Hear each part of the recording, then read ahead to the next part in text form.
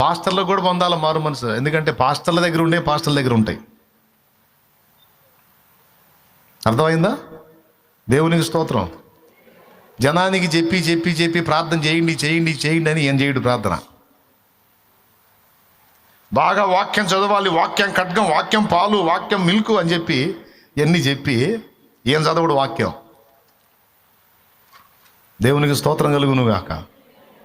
హల్లెలూయా.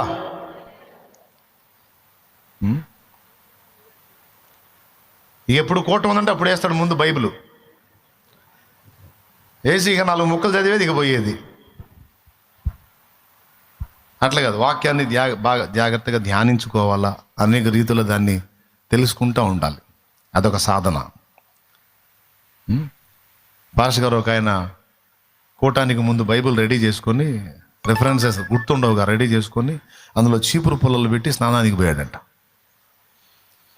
ఆ పేజీలో చీపురు పుల్ల పెట్టాడు. ఎక్కడెక్కడ రెఫరెన్స్ ఉన్నాయి అక్కడ చీపురు పుల్లలు పెట్టి స్నానానికి పోయాడు. ఈలోపు ఆ గదిలో కొడుకు వచ్చాడు. ఎవడు రమ్మా నాన్న బైబిల్లో చీపురు పుల్లలు పెట్టాడు, పుల్లని లాగా అవతల పట్టేసి. టైం అయిపోయింది, ఇప్పుడు పోయి వాక్యం చెప్పాలా. మందిరంలో పోయి నిలబడ్డాడు. బైబిల్ తీస్తే ఒక్క పుల్లా కనపట్టాలా. దేవునికి స్తోత్రం. ఇప్పుడు ఏం చేయాలా? కడుపు మండిపోతుంది. ఎవడు తీసాడా పుల్లలు అర్థం కాలా. వాక్యం చెప్పాలి. ఇప్పుడు కళ్ళు మూసుకొని వాక్యం తీసి ఒక దగ్గర అట్లా వేలు ఉంచాడు. అక్కడ తన్ను తాను అని వచ్చింది. ఇక తన్ను తాను అనే వచనం తీసుకొని మాట్లాడటం మొదలు. ప్రభునందు ప్రియులారా, దేవుడు తంతానని మాట్లాడుతున్నాడు. కానీ అది కూడా తంతానని కాదు, తన్ను తాను తగ్గించుకునేవాడు. బైబిల్ ఎక్కడ కూడా తన్ను తాను అల్లా. ఇక ఈయన తంతాను అనే పదం మీద ప్రసంగం చేశాడు. వ్యభిచారం చేసేవాడిని తంతానంటున్నాడు, దొంగతనంలో బతికేవాడిని తంతానంటున్నాడు, వాడిని తంతానంటున్నాడు, ఈయన తంతాను.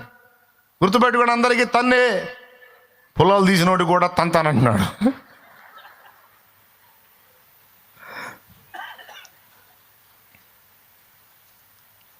అంతేనా? దైవజనుడు సిద్ధపడాల్సింది అంతేనా? ఆత్మీయ బిడ్డలు ఆత్మీయంగా బలాభివృద్ధి పొంది వారు కూడా దైవుని పాత్రలగునట్లుగా వారు పెంచి పోషింపబడేటట్టు శ్రేష్టమైన సంగతిని వారికి అందించాలి అనే దృక్పథం దైవజనుడికి ఉండాలి. నా పిల్లలు అల్పులుగా ఉండకూడదు, వారు ఎదగాలి, వారు కూడా ఇతరులకు ప్రకటించే స్థాయికి రావాలి, వారు కూడా ఆత్మని రక్షించే స్థాయికి రావాలి, వారికి కూడా దేవుని లోతైన సంగతులు తెలియాలి అనే భారంతో లేఖనాన్ని అధ్యయనం చేయటం అనేది దైవజనుని విధి.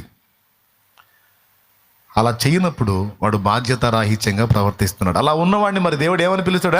మారు మనసు పొంది అంటాడా? అట్లాగా దైవజనులు అనేవాళ్ళు కూడా మారు మనసు పొందాల్సింది ఉంది.